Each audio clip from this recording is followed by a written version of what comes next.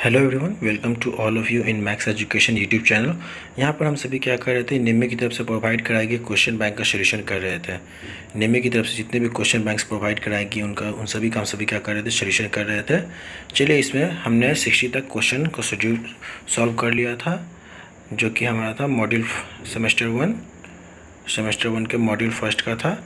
चलिए हम लोग आगे देखते हैं कहाँ पर हम लोग 60 तक ऑलरेडी क्वेश्चन को सोल्यूशन कर चुके हैं। ये देखिए, सेमेस्टर 1 की मॉड्यूल 2 का क्वेश्चंस में हम लोग आ चुके थे। चलिए यहाँ पर देखते हैं, हम लोग यहाँ पर आगे बढ़ते हैं। क्वेश्चन नंबर 60 से हम लोग स्टार्ट करते हैं। क्वेश्चन नंबर 60 यहाँ पर देख सकते हैं आप सभी, यहाँ पर पूछा गया है आउटसाइड माइक्रोमीटर की एक्यूरेसी क्या होती है।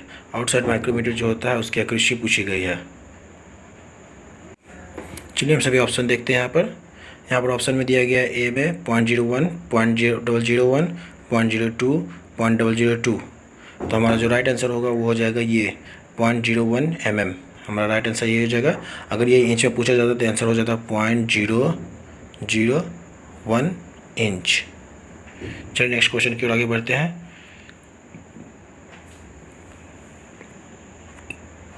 यहाँ पर हमसे नेक्स्ट क्वेश्चन में पूछा गया है कि x के रूप में चिन्हित भाग का नाम बताएं। यहाँ पर एक फिगर दिया गया है और उस फिगर में पूछा गया x के रूप में जो भी चिन्हित भाग है उसका नाम बताइए। यहाँ देखिए, x के रूप में ये वाला पोर्शन दिखाया गया है हमारा, और इसका नाम पूछ दिया गया है कि ये कौन सा एंगल है।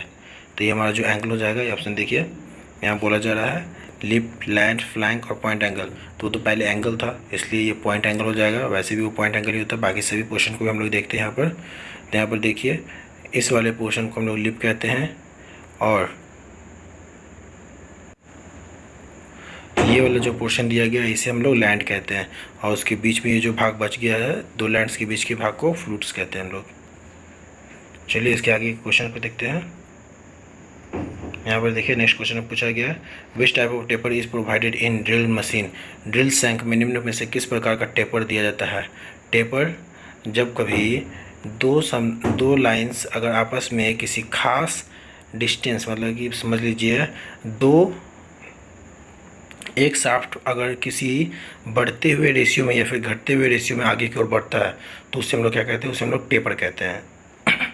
तो वही पूछा गया यहाँ पर, ड्रिल सैंक जो होता है, ड्रिल सैंक, उसमें किस प्रकार का टेपर यहाँ पर दिया गया होता है। तो ड्रिल सैंक पर जो टेपर दी हुई होती है वो होती है हमारी मोर्स टेपर। नेक्स्ट क्वेश्चन की ओर आगे बढ़ते हैं। यहाँ पर नेक्स्ट क्वेश्चन में पूछा गया है मशीन स्पिंडल में ड्रिल और सॉकेट निकालने के लिए किस का उपयोग किया जाता है। जो हमारा मशीन का स्पिंडल होता है, मेन स्पिंडल में जब हम लोग ड्रिल बिट को लगाते हैं तो पूछा जा रहा है ड्रिल बिट को निकालने के लिए किस का प्रयोग किया जाता है। यहाँ पर एक छोटा सा होल होता है मशीन स्पिंडल में, जिसमें हम लोग क्या करते हैं, एक टूल को लगाते हैं, और जैसे ही उसे पुश करते हैं तो ये ड्रिल के टैंक पर फोर्स लगाता है और हमारा ड्रिल बिट बाहर चला आता है। तो वो जो टूल होता है उस टूल का नाम होता है ड्रिफ्ट। नेक्स्ट क्वेश्चन, यहाँ पूछा गया प्रतिबंधित स्थानों में उपयोग किए जाने वाला टैप रेंज का नाम बताएं। वैसा टैप रेंज जो वैसे पार्ट्स पर भी इस्तेमाल किया जा सकता है जहाँ पर क्या हो कि ज़्यादा जगह प्रोवाइडेड नहीं हो, तो वहाँ पर किस प्रकार के टैप रेंज का प्रयोग किया जाता है, यही आपका क्वेश्चन पूछा गया है। तो चलिए हम सभी ऑप्शंस देख लेते हैं। यहाँ पर ऑप्शंस में दिया गया है क्या, यहाँ पर देखिए ऑप्शंस में दिया गया है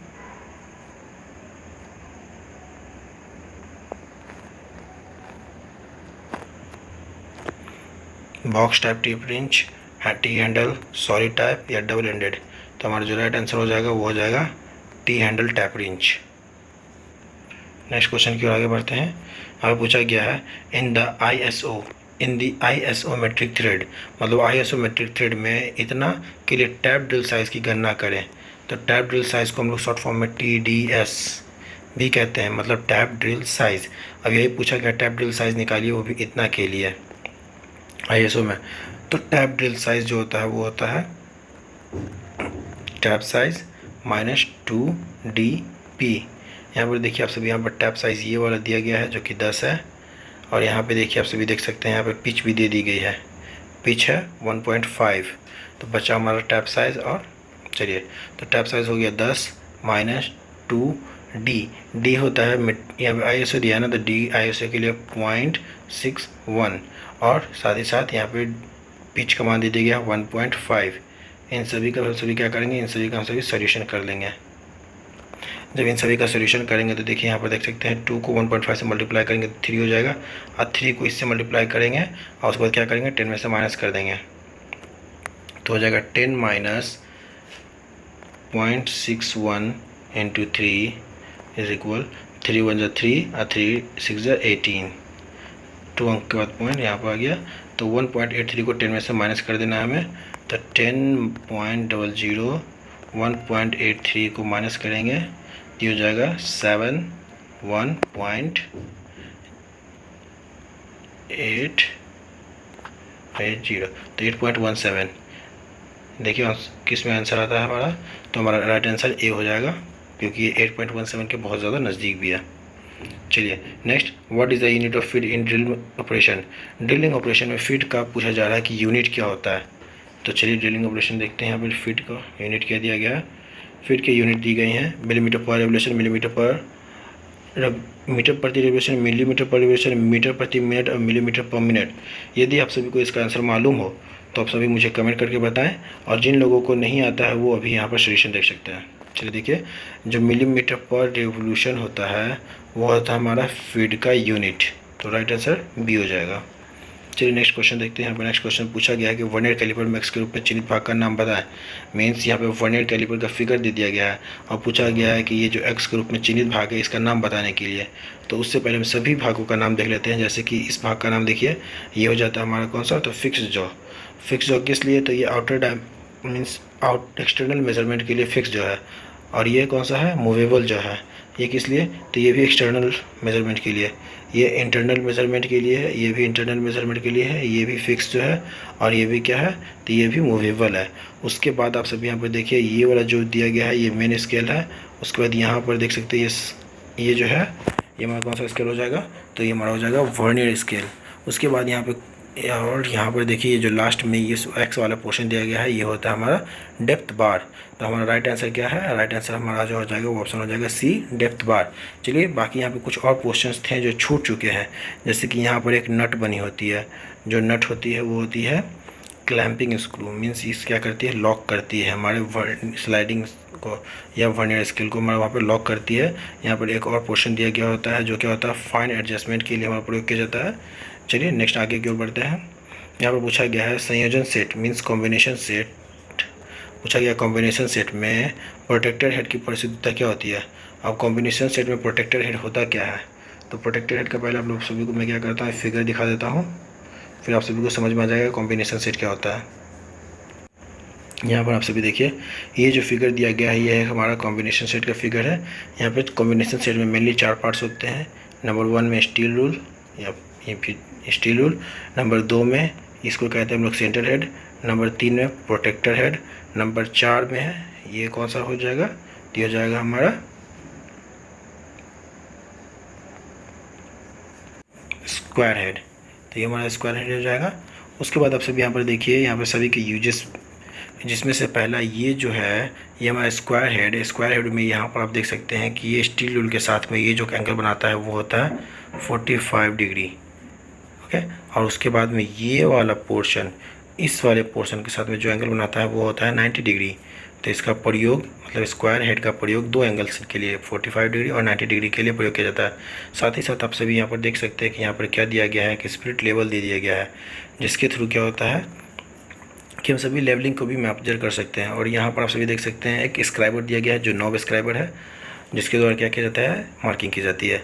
ये जो सेंटर हेड है इसमें आप सभी यहाँ पर देखिएगा, तो आप सभी यहाँ पर देख सकते हैं कि ये जो टोटल एंगल होता है वो होता है हमारा 90, लेकिन स्टील रूल क्या करती है, इसे बीच से क्रॉस कर देती है, तो ये एंगल हो जाएगी 45 डिग्री। उसके बाद आप सभी यहाँ पर देखिए, ये जो हमारा दिया गया है ये कौन सा हेड है, प्रोटेक्टर हेड। प्रोटेक्टर हेड में यहाँ पर आप सभी देख सकते हैं कि बहुत सारे एंगल्स दिए गए हैं जो 0 to 180 है। तो वो जो एंगल होता है यहाँ पर खुलता है, जिससे क्या करते हैं हम सभी उसे मेज़र कर सकते हैं।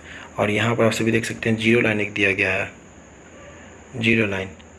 इस 0 लाइन के पास में मेज़र होता है कि ये कौन सा एंगल यहाँ पे खुला हुआ है, वो यहाँ पे 0 लाइन के पास मेज़र हो जाता है। और इन सभी को क्लैंप करने के लिए क्लैंपिंग स्क्रू दी गई होती है, जो इस प्रकार से सभी में दी गई है। चलिए नेक्स्ट क्वेश्चन की ओर आगे बढ़ते हैं। पहले क्वेश्चन देखते हैं क्या था। यहाँ देखिए क्वेश्चन पूछा गया है कि प्रोटेक्टर हेड की परिशुद्धता क्या होती है। तो प्रोटेक्टर हेड में हमारा कितना था, 0 to 180 तक एंगल खींचे हुए थे, और उसमें से हर एक का एंगल का मेजरमेंट का मान 1 डिग्री ही होता है, तो हमारा प्रोटेक्टेड हेड की जो परिशुद्धता हो जाएगी वो हो जाएगी 1 डिग्री। नेक्स्ट क्वेश्चन की ओर आगे बढ़ता हूँ। तो यहाँ पर दिया गया है एक ट्राई स्क्वायर की परिशुद्धता क्या होती है। अब ट्राई स्क्वायर क्या होता है, तो ट्राई स्क्वायर कुछ इस प्रकार से बना हुआ एक पार्ट होता है जिसका जो 90 डिग्री में बना होता है, और इसमें 2 ही पार्ट होते हैं, ब्लेड और स्टॉक, जिसका प्रयोग 90 डिग्री में किसी पार्ट को चेक करने के लिए या सेट करने के लिए किया जाता है।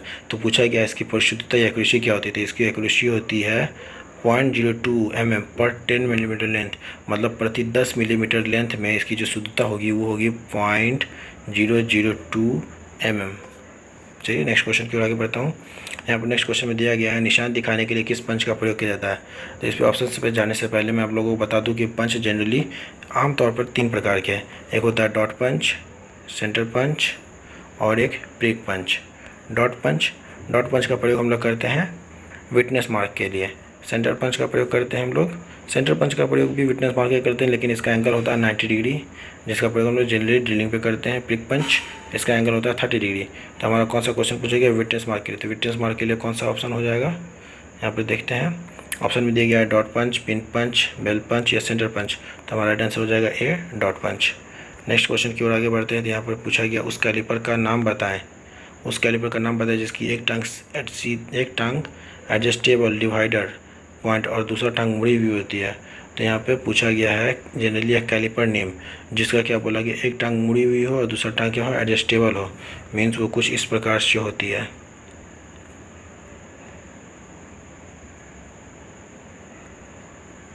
इस प्रकार से एक कैलिपर होता है जिसका नाम होता है जैनी कैलिपर, और इसके कई नाम होते हैं। जैनी कैलिपर भी नाम होता है, इसका ऑडले कैलिपर होता है और हर्माफ्रोडाइट कैलिपर भी होता है। ये सारे के सारे पार्ट्स बने होते हैं माइल्ड स्टील के। और इसमें क्या होता है कि ये जो ऑड लेग होता है, मुड़ा हुआ रेडियस होता है, इसकी रेडियस होती है 6 मिलीमीटर की रेडियस में ये अंदर की ओर मुड़ी होती है और इसका एंगल हो जाता है 45 डिग्री। तो ये हमारा पोस्ट का नाम है जैनी कैलिपर। तो हमारा आंसर देखिए कौन सा दिया गया है, आंसर फर्स्ट में ही दे दिया गया है जैनी कैलिपर। नेक्स्ट क्वेश्चन की ओर आगे बढ़ते हैं। यहाँ पर पूछा गया एक्स के रूप में चिन्हित भाग का नाम बताएं। मीन्स यहाँ पे एक फिगर दिया गया है, पूछा गया कि इसमें एक्स के रूप में कौन सा भाग है। तब हम सभी पहले इसका नाम जान लेते हैं। इसका नाम है सरफेस ब्लॉक या फिर सरफेस गेज या फिर मार्किंग ब्लॉक। इसका प्रयोग किया जाता है मार्किंग करने के लिए। तो यहाँ पर आप सभी देख सकते हैं, यहाँ पर एक जो कॉलम ये वाला दिया गया है इसका नाम कॉलम होता है या स्पिंडल कहते हैं। ये स्क्राइबर है, यहाँ पर ये स्ट्रेट स्क्राइबर दिया गया है जनरली, लेकिन बेंट स्क्राइबर होता है जो इस तरह से मुड़ा हुआ रहेगा।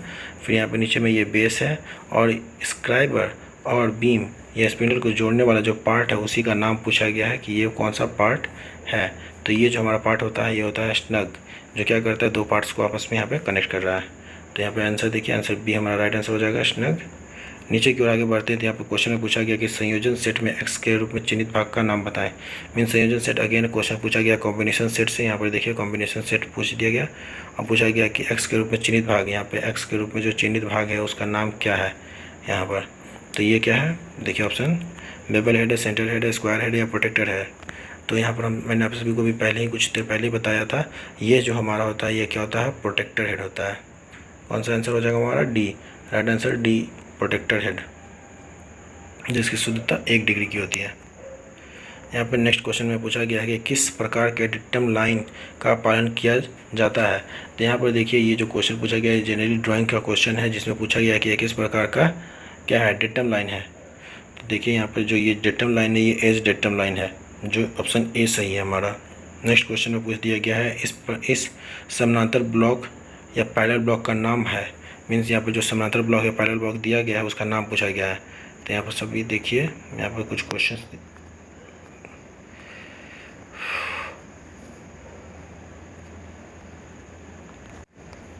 यहाँ पर आप सभी देख सकते हैं। यहाँ पर पूछा गया इस वाले पोर्शन का नाम कि इसका क्या नाम है। तो यहाँ पर आप सभी देख सकते हैं कि ये एक अलग बना हुआ है, ये एक अलग बना हुआ है, लेकिन इससे क्या कर सकते हैं हम लोग, ऊपर नीचे करने से क्या हो रहा है, इसकी हाइट बढ़ रही है और घट रही है। तो ये कौन सा पैरेलल ब्लॉक हो जाएगा हमारा, ये हो जाएगा हमारा एडजस्टेबल पैरेलल ब्लॉक। मीन्स इसे हम लोग क्या कर सकते हैं, एडजस्ट कर सकते हैं इसकी हाइट को। यहाँ पूछा गया है which material is use to manufacture. Means वैसा कौन सा मटेरियल जिसका प्रयोग किया जाता है बनाने के लिए, क्या बनाने के लिए, तो grade A V block. Grade A की वी ब्लॉक बनाने के लिए किस मटेरियल का प्रयोग किया जाता है, तो ग्रेड ए वी ब्लॉक का प्रयोग, मतलब देखिए हमारा जो वी ब्लॉक होता है वो जनरली 2 टाइप्स ए और बी ग्रेड के। ए वाले का प्रयोग किया जाता है टूल रूम में और बी वाले का प्रयोग किया जाता है वर्कशॉप में। तो ए वाला जो होता है वो बना होता है हाई क्वालिटी का, बी जो बना होता है वो क्लोज ग्रेड कास्ट आयरन का बना होता है। नेक्स्ट क्वेश्चन की ओर आगे बढ़ते हैं। यहाँ पर पूछा गया है कुंजी मार्ग मतलब कीवे के कोनों पर पदार्थ को हटाने के लिए किस छेनी का प्रयोग किया जाता है। तो देखिए यहाँ पर पूछा गया है कीवे मतलब कीवे जो इस तरह से कोई खांचा कटा हुआ हो और पूछा जा रहा है कि उसके कोनों पर से क्या करने के लिए, तो कोनों पर से यहाँ से अगर वहाँ से हटाना हो, क्या करना हो, वहाँ से अगर हटाना हो किस चीज़ को, यहाँ से अगर रफ मटेरियल को हटाना है तो उसमें से पूछा जा रहा है कौन सा चीज़ल का प्रयोग करिएगा। तो वहाँ पर हम लोग जनरली जिस चीज़ल का प्रयोग करते हैं उस चीज़ल का नाम है flat chisel, diamond point chisel, cross cut chisel या फिर हाफ राउंड चीज़ल। तो हमारा वो जो आंसर राइट आंसर हो जाएगा वो हमारा हो जाएगा diamond point chisel. Next question की ओर आगे बढ़ते हैं। पूछा गया है किस फाइल में एक दिशा में दांतें कटी होती है। वैसा कौन सा फाइल है जिसमें क्या होती है, एक साइड में दांतें कटी होती हैं। तो हमारा राइट आंसर हो जाएगा single cut file. Single cut file में क्या होती है कि एक दिशा में दांतें कटी होती हैं। नेक्स्ट क्वेश्चन की ओर आगे बढ़ते हैं। यहाँ पर पूछा गया है कि लकड़ी और चमड़े की फाइलिंग करने के लिए किस फाइल का प्रयोग किया जाता है। वैसा कौन सा फाइल है जिसका प्रयोग हम लोग लकड़ी, चमड़े इन सभी पर फाइलिंग करने के लिए प्रयोग करते हैं। तो वो हमारा फाइल देखते हैं option hand file, bastard file, रास्प cut file या सिंगल कट फाइल। तो हमारा जो राइट आंसर है वो है हमारा रास्प cut file. रास्प cut file normal file की तरह होता है लेकिन ये हाफ सर्कल में बना होता है और इसमें क्या होती है कि ट्रायंगुलर में दांतें बनी होती हैं जिसका प्रयोग हम लोग क्या करते हैं लकड़ी या फिर रबर के ऊपर में प्रयोग करने के लिए करते हैं। नेक्स्ट क्वेश्चन की ओर आगे बढ़े तो यहाँ पे पूछा गया है क्यों फाइलों के कटिंग स्पेस को लंबाई के साथ थोड़ा सा वेबल बना दिया जाता है, मीन्स थोड़ा सा वेबल कर दिया जाता है। तो वैसा क्यों किया जाता है, तो देखते हैं हम लोग फाइल के ये रहा फाइल। तो फाइल को बोला है कि थोड़ा सा वेबल क्यों बना दिया जाता है। चलिए ऑप्शन देखते हैं हम लोग। ऑप्शन में देखते हैं, यहाँ पर ऑप्शन में दिया गया है ऑप्शन ए वर्कपीस पे उचित पकड़ पकड़ने के लिए, फ्लैट सतह की फाइलिंग आसान करने के लिए या फिर फाइल और वर्कपीस के क्लियरेंस को प्रदान करने के लिए। ऑप्शन डी में दिया गया है फाइलिंग करते समय वर्कपीस अधिक दबाव सुनिश्चित करने के लिए। तो हमारा जो राइट आंसर सही होगा वो हो जाएगा हमारा ऑप्शन नंबर बी फ्लैट सतह की फाइलिंग आसान करने के लिए। चलिए नेक्स्ट क्वेश्चन की ओर आगे बढ़ते हैं। यहाँ पर दिया गया है ब्लेड की किस पिच का उपयोग कांस्य, पीतल और कास्ट आयरन काटने के लिए किया जाता है। तो यहाँ पर देखिए पीतल, कास्ट आयरन, कांस्य ये सभी क्या हमारी मुलायम धातुएं हैं। मुलायम धातुओं को काटने के लिए हमारा जिस पिच ऑफ ब्लेड का प्रयोग किया जाता है वो होता है 1.8 मीन्स 1.80 जो हमारा आंसर डी सही हो जाएगा। नेक्स्ट क्वेश्चन की ओर आगे बढ़ते हैं। तो नेक्स्ट क्वेश्चन में यहाँ पर दिया गया है कि यदि छेनी का क्लियरेंस कोण बहुत अधिक हो तो क्या होगा। अब यहाँ पे देखिए मैं आप सभी को इसे समझाने के लिए क्या करता हूँ कुछ फिगर्स बनाता हूँ। इस फिगर के थ्रू आप सभी क्या कर सकिएगा इसे समझ सकिएगा। चलिए यहाँ पे देखिए, यहाँ पर क्या करता हूँ कि इस तरह से एक फिगर ले लेता हूँ। तो यहाँ पर मैं एक चीज़ल बनाता हूँ, चीज़ल का ये हो गया पॉइंट एंगल। तो अब ये सभी यहाँ पर कुछ पोर्शंस को देखिए जैसे कि ये दिखाया गया है ये वाला पोर्शन, ये वाला जो पोर्शन होता है इसे हम लोग कहते हैं क्लियरेंस, ये वाले पोर्शन को कहते हैं रैक एंगल, इसे कहते हैं रैक एंगल, इसे कहते हैं क्लियरेंस एंगल। तो हमारा क्वेश्चन में बोला गया है कि यदि क्लियरेंस एंगल को यहाँ से क्या किया जाए बढ़ा दिया जाए, मान लेते हैं यहाँ तक बढ़ा दिया जाए और यहाँ पर क्या किया जाए कि चीज़ल को ला दिया जाए। तो ये रैक एंगल जब जैसे जैसे बढ़ जाएगा हमारा सॉरी क्लियरेंस एंगल, तो क्लियरेंस एंगल बढ़ने से क्या होगा चीज़ल सीधा स्ट्रेट डिगिंग करेगा मीन्स काटेगा और ये धंसता चला जाएगा और कटिंग नहीं कर पाएगा। तो हमारा देखते हैं यहाँ पर राइट आंसर क्या होता है।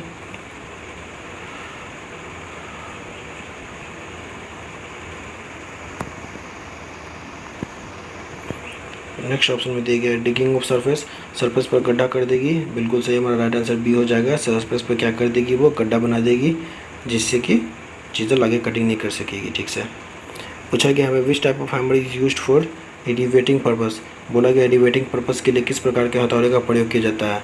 तो देखिए पहले हम लोग रिवेटिंग करते हैं तो क्या करते हैं उसके हेड को इस प्रकार से क्या करते हैं हम लोग गोल बनाते हैं।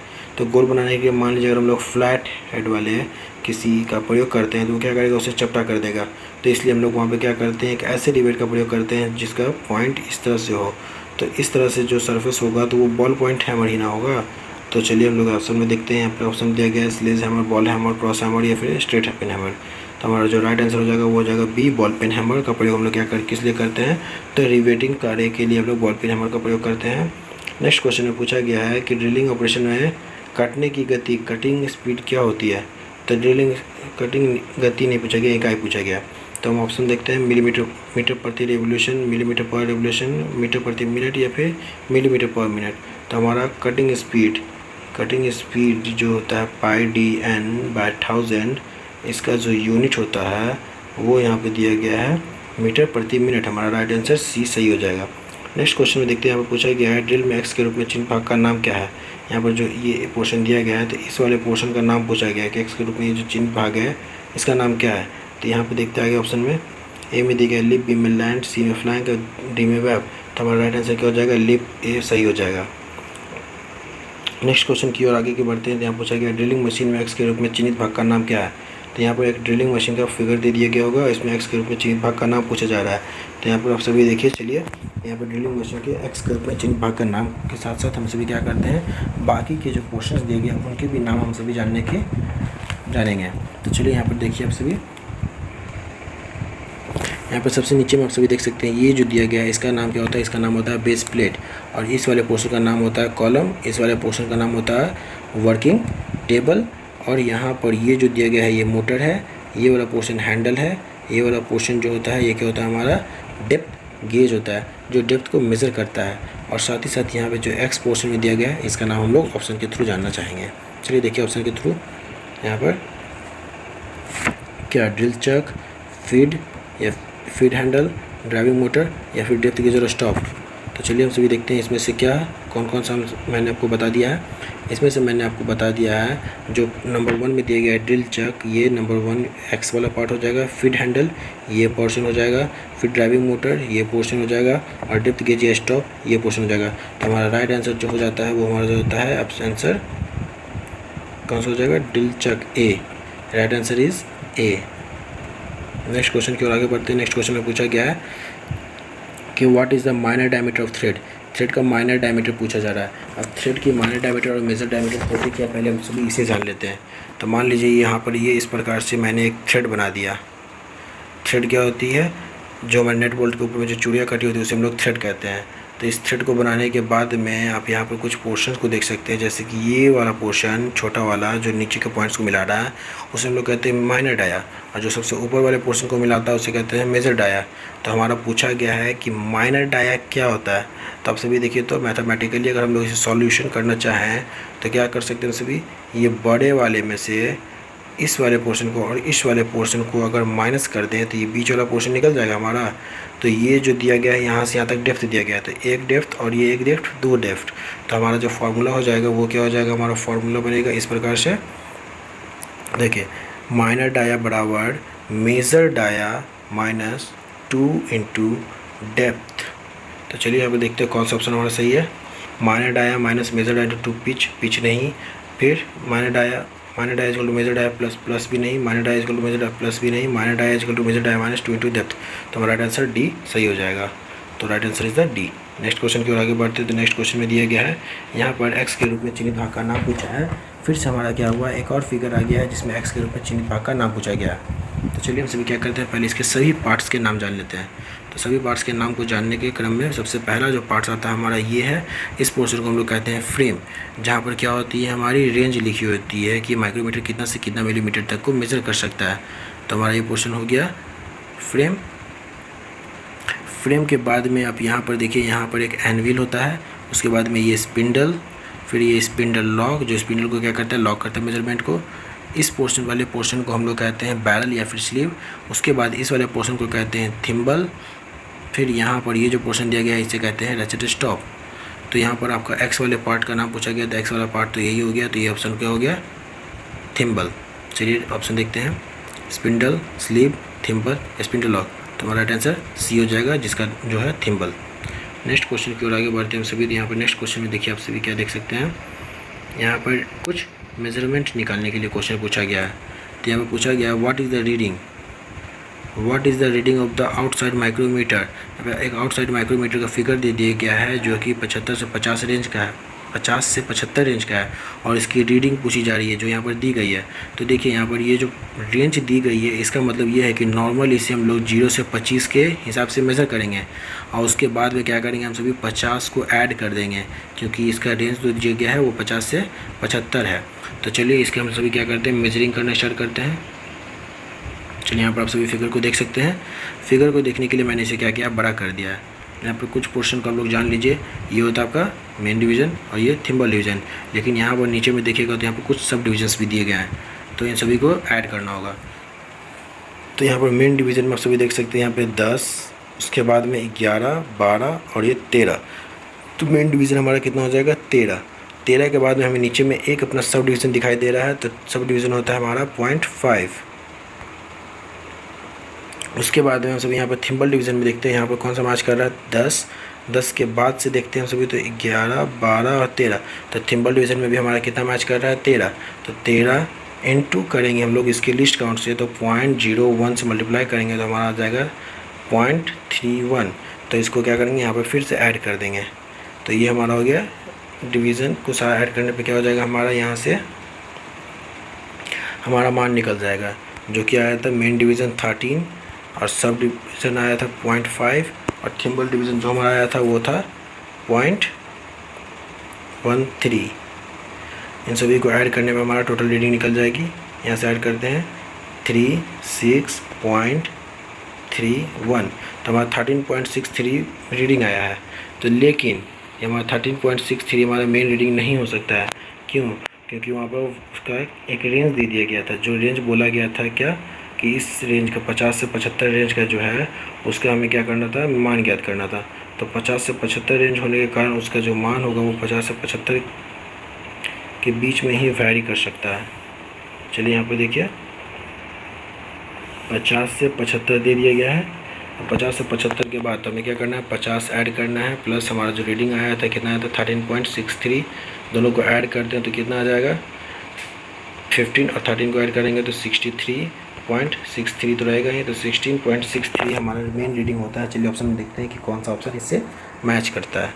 तो चलिए ऑप्शन में देखिए, यहाँ पे ऑप्शन में ए 16.63 हमारा राइट आंसर ए ही हो जाता है।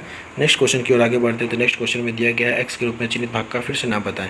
यहाँ पर एक फिगर दे दिया गया, पूछा गया है कि इसमें एक्स के रूप में जो चिन्हित भाग है उसका नाम पूछा गया है। तो यहाँ पर आप सभी देख लीजिए, एक्स के रूप में जो चिन्हित भाग होगा उसका नाम बताते हैं।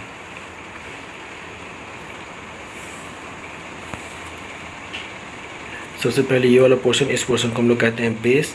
ये वाला जो पोर्शन है ये हमारा स्क्राइबर, वो भी ये स्ट्रेट स्क्राइबर है। इस वाले पोर्शन को हम लोग कहते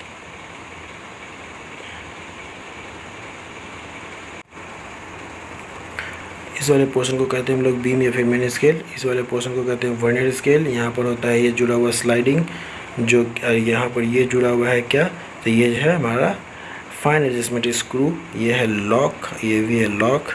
चलिए आगे बढ़कर देखते हैं आगे में हमारा राइट आंसर इसके लिए क्या दिया गया है। तो चलिए देखते हैं। वैसे यहाँ पर देखते हैं बीम, नहीं बीम तो हमारा ये था। फिर मेन स्केल, बीम पर ही हमारा मेन स्केल है। फाइन एडजस्टमेंट नट, तो वो भी नहीं हो सकता क्योंकि फाइन एडजस्टमेंट जो नट है वो हमारा हो जाएगा ये वाला पोर्शन। इसलिए हमारा जो राइट आंसर हो जाएगा वो हो जाएगा right answer D, fine adjusting slide हो जाएगा हमारा वो। चलिए नेक्स्ट क्वेश्चन की ओर आगे बढ़ते हैं। यहाँ पे पूछा गया है कि what is the name of the vice. इस वाइस का नाम पूछा गया है। तो ये आपको देखने में नॉर्मल सा बेंच वाइस की तरह लग रहा है, लेकिन आप सब यहाँ पे क्या कीजिए, गौर से इस वाले पोर्शन को देखिएगा। तो यहाँ पर एक छोटा सा पिन दिया गया है। ये पिन क्या है कि इस पिन को घुमाने से क्या होता है, हमारा जो स्पिंडल कटी होती है स्पिंडल वो घूम जाती है, जिससे कि इसका हाफ नट, इस पर हाफ नट कटे होते हैं वो रिलीज़ हो जाती है और उस स्पिंडल को आप खींच कर बाहर निकाल सकते हैं। तो इससे क्या फ़ायदा होता है कि इससे हम कभी क्या कर सकते हैं, स्पिंडल को ईजिली बाहर निकाल सकते हैं, वो भी जल्दी से, तो मीन्स क्विक में।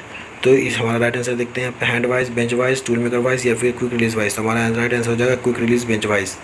नेक्स्ट क्वेश्चन की ओर आगे बढ़ते हैं। यहाँ पर पूछा गया एक्स के रूप में चिन्हित भाग का नाम बताएं। यहाँ पे एक फाइल दे दिया गया, पूछा गया एक्स के रूप में चिन्हित भाग जो ये वाला भाग है उसका नाम बताइए। तो हम सभी क्या करते हैं, सभी पार्ट्स का नाम देख लेते हैं। पहला पार्ट हैंडल, ये हो जाएगा हमारा फेस, ये हो जाएगा टिप, ये हो जाएगा एज, ये हो जाएगा शोल्डर, हील, और उसके अंदर में जो पोर्शन गया हुआ है वो टैंक। तो हमारा ये वाला जो पोर्शन हो रहा है ये क्या हो रहा है, हमारा ये पोर्शन हो रहा है एज। तो यहाँ पे क्या कौन सा एज है, ये सेफ एज है। क्यों? क्योंकि यहाँ पे एक भी दांतें कटी हुई इस पर नहीं है। तो हमारा राइट आंसर डी हो जाएगा। नेक्स्ट क्वेश्चन की ओर आगे बढ़ते हैं। इसमें पूछा गया है इस ऑपरेशन का नाम क्या है। यहाँ पर जो फिगर दिया गया वो पूछा गया उस ऑपरेशन का नाम क्या है। तो ये ऑपरेशन यहाँ पर देख सकते हैं कि एक व्यक्ति क्या किया, अपने हाथ से ट्राई स्क्वायर लेकर क्या कर रहा है, जॉ की समतलता को जाँच कर रहा है। तो राइट आंसर की ओर आगे बढ़ते हैं। तो राइट आंसर देखते हैं, मेकिंग ए 90 डिग्री बना रहा है, बिल्कुल नहीं, 90 डिग्री नहीं बना रहा है। नेक्स्ट क्वेश्चन में समतलता की जांच करना, बिल्कुल सही, हमारा राइट आंसर बी हो जाएगा। समतलता की जांच करना, वहाँ पे क्या किया जा रहा है, समतलता की जांच की जा रही है। नेक्स्ट क्वेश्चन में पूछा गया कौन सी मार्किंग मीडिया को रफ, फोर्ज और कास्टिंग पर ढलाई किया जाता है। मीन्स हमारी वैसा सरफेस जो क्या हो, रफ हो, तो वहाँ पर मार्किंग मीडिया कौन सा प्रयोग किया जाता है? तो हमारा राइट आंसर ए ही सही है, इसलिए मैं आगे के ऑप्शंस नहीं बता रहा हूँ। जो ऑप्शन दिया गया है वाइट वॉश का प्रयोग करके मार्किंग मीडिया का प्रयोग किया जाता है। नेक्स्ट क्वेश्चन की ओर आगे बढ़ते हैं। यहाँ पर नेक्स्ट क्वेश्चन में देखिए दिया गया है, पुनः तेज किया हुआ डिवाइडर बिंदु को फिनिश करने के लिए किसका प्रयोग किया जाता है? मान लीजिए ये डिवाइडर है, तो डिवाइडर के बिंदु को अगर मान लीजिए ग्राइंड कर चुके हैं तो इसे फिर से रिशार्प करने के लिए किसका प्रयोग करेंगे हम लोग? तो ऑप्शन देखते हैं, फाइल का, ग्राइंडर का, कुर्सी का या फिर ऑयल स्टोन का। तो राइट आंसर की जगह में D means oil stone. Next देखिए यहाँ पर बोला गया है, which is the use of bevel protractor. Bevel protractor का यूज़ कौन सा है? बेबल प्रोटेक्टर का उपयोग, तो चलिए देखते हैं। Bevel protector to check length, to check set the workpiece, measure the angle या फिर मेजर द डेप्थ। तो बेबल प्रोटेक्टर जो होता है वो क्या होता है? हमारा एंगल मेजरिंग टूल होता है, जिससे क्या कर सकते हैं हम लोग एंगल की मेजरिंग कर सकते हैं। नेक्स्ट क्वेश्चन में यहाँ पर दिया गया है कि दी गई फाइल का नाम दे। मीन्स यहाँ पर एक फिगर दे दी गई है और इस फिगर में फाइल जो दिखाया गया है उस फाइल का नाम पूछा गया है। ये एक स्पेशल फाइल में आता है। चलिए ऑप्शन देखते हैं, referral file, tinker file, ballot file या फिर क्रॉसिंग फाइल। तो हमारा जो राइट आंसर हो जाएगा वो हो जाएगा हमारा tinker file B. Next question यहाँ पर, खोखली बेलनाकार जॉब को पकड़ने के लिए किस वाइस का प्रयोग किया जाता है? खोखली बेलनाकार जॉब कुछ इस तरह से, मीन्स समझ लीजिए पाइप, उसे पकड़ने के लिए पूछा जा रहा है किस वाइस का प्रयोग करेंगे? तो खोखली बेलनाकार जॉब पकड़ने के लिए pin vice, pipe vice, hand vice या फिर बेंच वाइस। तो उसके लिए हम लोग जो वाइस का प्रयोग करते हैं वो हमारे B, pipe vice. Next question की ओर आगे बढ़ते हैं। नेक्स्ट क्वेश्चन में यहाँ पर दिया गया है कि कंड्यूट और अन्य पतली ट्यूब को काटने के लिए हेक्सा ब्लेड की पिच क्या होनी चाहिए? अब सभी देखिए, यहाँ पर मान लीजिए ये पाइप है, पाइप पर क्या बोला जा रहा है कि इसको काटने के लिए अगर यहाँ पर एक दांतें होंगी तो क्या होगा, ये टूट सकता है दांत। इसलिए क्या करते हैं सभी, यहाँ पर जितनी ज़्यादा से ज़्यादा दांतें हो सके हमारे कटिंग स्पेस पर लगनी चाहिए। तो जितनी ज़्यादा से ज़्यादा दांतें कैसे लगेंगी, ये होती है दांतों के बीच की दूरी को कहते हैं हम लोग पिच। तो इसकी पिच बहुत कम होगी, मतलब कि ये दांतें क्या होगी, आपस में बहुत नज़दीक होगी, तभी ना एक साथ कई दांतें वहाँ पर टिक सकेंगी। तो ये पिच जितनी ज़्यादा कम हो, तो चलिए यहाँ पर देखिए आप सभी, पिच कौन सी सबसे ज़्यादा कम है? तो हमारा राइट आंसर ए हो जाएगा, क्योंकि इसमें 0.8 मिलीमीटर क्या दिया गया है, पिच दिया गया है। नेक्स्ट क्वेश्चन की ओर आगे बढ़ते हैं। तो नेक्स्ट क्वेश्चन में बोला गया है, विभिन्न प्रोफाइलों को काटने के लिए किस धातु काटने वाले सौ का प्रयोग किया जाता है? मीन्स वैसा कौन सा सौ है जिसका प्रयोग विभिन्न प्रोफाइल, अलग अलग साइज़ को काटने, अलग अलग आकृतियों को काटने के लिए प्रयोग किया जाता है? ऑप्शन देखते हैं, पावर सौ, सर्कुलर सौ, बैंड्स, कंटूर बैंड सौ या फिर हॉरिजॉन्टल बैंड सौ। तो हमारा राइट आंसर जो हो जाएगा सी, कंटूर बैंड सौ हमारा राइट आंसर हो जाएगा, जिससे कि द्वारा क्या करते हैं हम लोग विभिन्न प्रोफाइलों की कटिंग करते हैं। चलिए आज मैं यहीं तक रहने देता हूँ क्योंकि वीडियो को ज़्यादा लंबा हो जाएगा। Thank you friends.